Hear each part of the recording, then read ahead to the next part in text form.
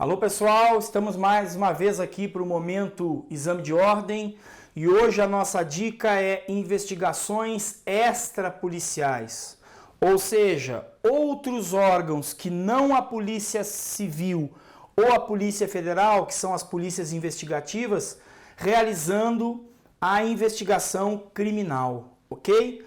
Então, se nós pegarmos, você vai fazer isso aí na sua casa, quando você estiver realizando o seu estudo. O objetivo é a tua aprovação. Vamos lá. Se você pegar o artigo 4º, parágrafo único do Código de Processo Penal, lá no artigo 4º, parágrafo único, fala que outras autoridades administrativas, desde que previstas em lei, que elas poderão sim realizar investigações de âmbito criminal. Então eu vou te dar vários exemplos de investigações de outros órgãos que não a Polícia Investigativa, nem Polícia Civil, nem Polícia Federal. Vamos lá. Primeiro exemplo que você vai anotar aí. Investigação criminal realizada pelas comissões parlamentares de inquérito, as CPIs. Artigo 58, parágrafo 3º da Constituição. As comissões parlamentares de inquérito, elas possuem sim poder de investigação criminal. Está previsto no artigo 58, parágrafo 3º do texto constitucional. É lógico que se elas concluírem a investigação e houver demonstração que houve um fato típico, antijurídico e culpável, elas vão enviar isso ao órgão responsável para o oferecimento da denúncia, o Ministério Público. Artigo 129, inciso 1 da Constituição Federal. Compete privativamente ao Ministério Público promover a ação penal pública. Então, primeiro exemplo, CPIs. Segundo exemplo que você vai anotar aí, crimes cometidos nas dependências do Congresso Nacional, ou seja, na Câmara ou Senado. Nosso Congresso ele é bicameral, Câmara de Deputados e Senado Federal. Se ocorrer um crime nas dependências do Senado ou da Câmara de Deputados, quem é que irá investigar e presidir o inquérito? A própria Polícia Legislativa, consoante os regimentos internos das respectivas casas.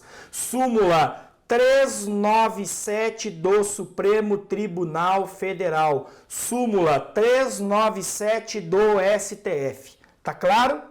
Outra situação, se o crime for cometido por magistrado, eu tenho que observar a LOMAN, que é a Lei Complementar número, pode jogar aí para os alunos, por gentileza, que é a Lei Complementar número 3579.